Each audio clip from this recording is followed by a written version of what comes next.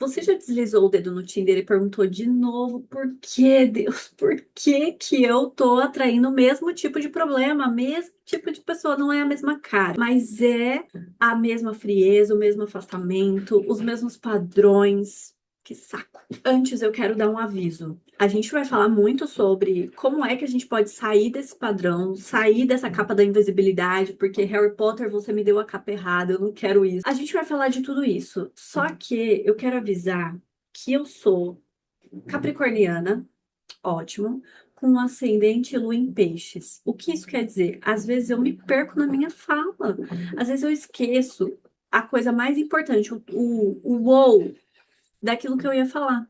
Mas eu volto. Esse é o meu primeiro vídeo sendo gravado para o YouTube.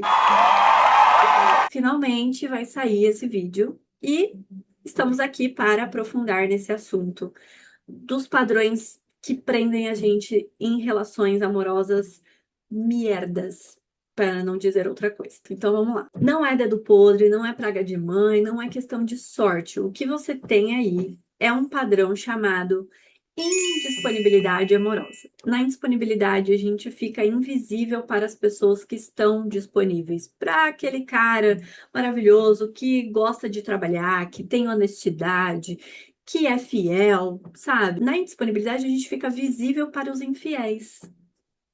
Olha que alegria. Não só para os infiéis, né, gente? Tem muito padrão de relacionamento que é aquele padrão de tipo, nossa, eu não sinto nada, porque a gente não se conecta. Essa pessoa também, ela é meio mole, meio não tá nem aí pra vida, não tá nem aí pro trabalho, não quer fazer as coisas acontecerem. Então tem muita mulher que atrai homens. E aqui é obviamente que eu não tô falando só de mulheres, né? Mas que atraem homens mais fracos, que elas chamam de fracos, né? Nossa, mas ele é muito fraco, ele é muito. E aí, são vários adjetivos que eu não tô a fim de repetir aqui.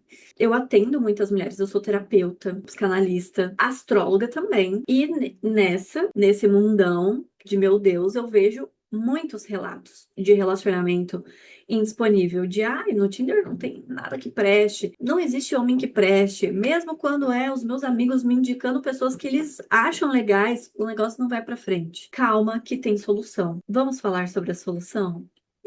Vamos. Eu vou trazer aqui uma teoria sistêmica familiar. Nessa teoria, a gente olha para três pontos essenciais que a gente não vai mergulhar hoje, a gente vai falar só de um. Esse um é o pertencimento, não, desculpa. A hierarquia.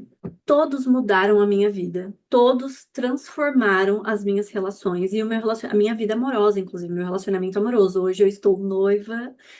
Muito bem, muito bem. Hoje não, né? Eu encontrei esse amor no Tinder, inclusive, gente, Tinder dá certo, não é só o Tinder, né? Tem outros aplicativos, mas dá certo quando você tem a postura certa. Por isso que vamos focar nessa teoria da sistêmica familiar. Nessa teoria, eles falam que não basta querer. Você quer muito, eu quero muito um relacionamento, sabe? Eu tento, eu saio, eu falo com amigos que eu tô solteira, eu entro no Tinder, eu entro em aplicativo, mas não dá certo, eu quero muito, mas não dá certo. Calma. A real é que essa capa da invisibilidade, ela tá atrelada a esse lugar que a sistêmica traz como hierarquia. A gente tem essas três ordens, de novo, né?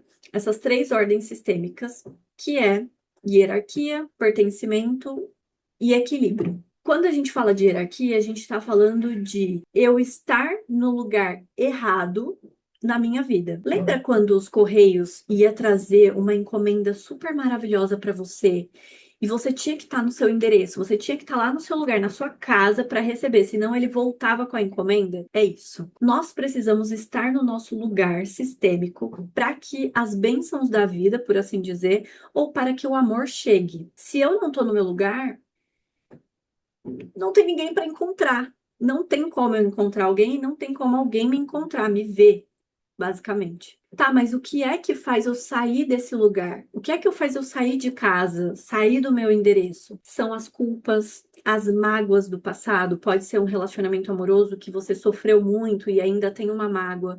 Pode ser um relacionamento familiar com a minha mãe, com meu pai, com a minha avó, com meu avô, tios, tias. Qualquer relacionamento familiar. Pode ser uma história de padrão familiar também que prende a gente. Por exemplo, as mulheres da minha família não se relacionam, são todas solteiras. Ou a família do meu pai todinha só tem casamento ruim. Eu é que não vou casar. Isso, claro, que não é consciente, mas é um processo sutil e inconsciente que vai dominando a nossa vida. E quando a gente vê, os relacionamentos não dão certo. A vida, aí isso cabe para outras coisas, a carreira, a vida financeira, milhares de outros temas que a gente poderia abordar aqui, mas eu vou me ater a relacionamentos. Na minha própria história, isso aconteceu. Eu me casei indisponível, vivi um relacionamento indisponível por 9 anos. Foi muito tempo, gente. Era muito tempo. E a gente vivia em conflito, e essa pessoa, ela buscava relações fora, ela ficava olhando para fora, querendo se relacionar com outras pessoas. Então, obviamente, que chegou o momento que deu, eu terminei o casamento e foi aí que eu fui também, antes mesmo de terminar, eu fui trabalhando a minha disponibilidade. Quando eu terminei, eu já estava basicamente pronta. Eu entrei no Tinder, encontrei o meu mozão e vamos casar em setembro. Não sei se eu já falei isso aqui, mas vamos casar em setembro agora de 2026 e estou muito feliz. E foi a melhor coisa que eu fiz, trabalhar a minha disponibilidade amorosa. Tá, Gabi, mas como é que faz isso de fato? Você já me falou como é que eu saio do meu lugar. E como eu faço para voltar? Ok, para voltar é sair do julgamento, sair da dó. Como assim, julgamento, dó? Às vezes você não critica a sua mãe do tipo assim, nossa, minha mãe deveria se relacionar melhor, minha mãe não deveria ter casado com meu pai. Ah, minha mãe deveria parar de fumar porque faz mal. Todo tipo de julgamento, crítica, às vezes dó mesmo de, ai, tadinha da minha mãe, ela passou por tanto com o meu pai, ou com fulano, ou com ciclano. E aí, gente, eu tô falando de mãe aqui batendo na tecla porque é o que eu mais escuto, mas às vezes é julgamento em relação ao pai, crítica, dó em relação ao pai, a avó, o avô, o relacionamento dos familiares. A gente se entrelaça na história a partir do momento que a gente julga. Quando eu aprendi isso, assim, uma nuvem saiu de cima da minha cabeça e eu percebi que muitas vezes eu me enroscava tanto nas histórias da minha família ou até nas histórias de amores do passado. Eu tinha um ex, meu Deus, como eu me enrolei com essa pessoa. E aí depois eu conto isso em outros vídeos para vocês. Eu fiquei tão enrolada com aquelas pessoas que eu não tinha espaço na minha vida para de fato olhar para frente, olhar para o futuro, olhar para a construção de vida que eu queria ter, para a construção de família que eu queria ter. Eu não tinha tempo e espaço para isso. Portanto, na medida que você sai do julgamento, na medida que você sai da crítica, da dó, da espera de um milagre acontecer, sem que você de fato mude a sua postura interna, nada vai acontecer. À medida que você vai saindo de tudo isso, você vai dando oportunidade para que o correio entregue a sua encomenda. Sabe que eu esqueci de um ponto aqui de falar. Eu lembro como eu buscava o problema. Eu tive padrões familiares no meu sistema familiar, na forma que eu fui criada, com muita instabilidade emocional. Então ali era familiar para mim, ali era o comum, era o confortável, porque era o que eu conhecia. Então, quando eu buscava relações, eu buscava pessoas problemáticas emocionalmente. E eu estava familiarizada com isso.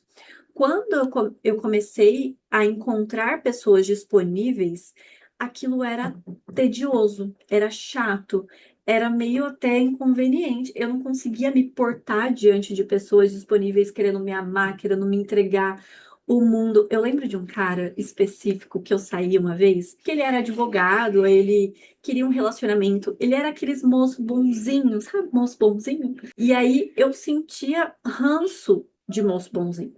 Nossa, eu tinha, assim, sérios problemas com isso. E ele foi me buscar no lugar, me levou para um restaurante, a gente se divertiu, assim, né? Ele tinha assuntos de sérios, né? De, eu busco um relacionamento, enfim, coisas do tipo.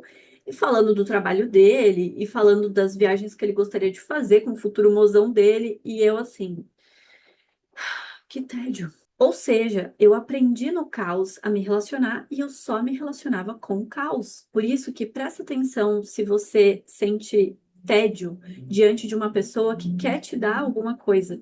Se você sente um ranço diante de uma pessoa que quer te dar alguma coisa. Quanto mais difícil era o relacionamento para mim, mais eu queria fazer, mais eu queria consertar, mais eu tentava fazer dar certo. O meu sistema nervoso foi treinado para isso, mesmo que aquilo tudo fosse disfuncional. Então percebe aí se esse é o rolê da sua vida.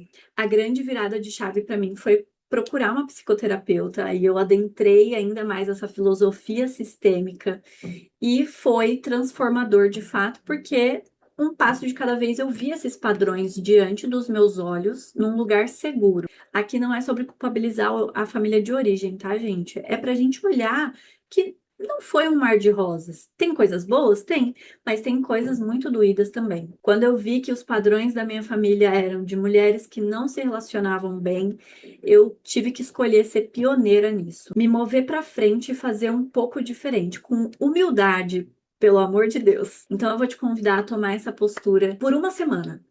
Uma semaninha, gente, e eu juro assim, ó, vai valer a pena. O que eu mais gosto da sistêmica é que os resultados eles são imediatos. Você muda uma postura, o negócio já acontece. Uma semana pode fazer grandes mudanças na sua vida. Então, experimenta. Esse é um vídeo gratuito que você tá vendo de uma pessoa que tá falando aqui pela primeira vez. Testa. O máximo que pode acontecer é nada, mas eu tenho certeza que vai acontecer muita coisa. Se essa conversa tocou você em algum lugar, se você sente que você precisa voltar para o seu endereço, para você mesma, para receber o amor que a vida tem para dar para você, curte esse vídeo e compartilha com quem também de repente pode querer ouvir isso. Essa mensagem pode ser uma virada de chave para alguém. E se você quer continuar nessa jornada de autoconhecimento comigo, sua psicanalista favorita, de se libertar das armaduras e viver um amor real, continua aqui que a gente vai aprofundar cada vez mais nos próximos vídeos. Se inscreve no canal para não perder nada. E se lembra, não é sobre ser perfeita, é sobre fazer um passo de cada vez, tomar uma postura de cada vez e as coisas vão se transformando. Tem uma frase que eu amo da sistêmica que é: só os imperfeitos são capazes de amar.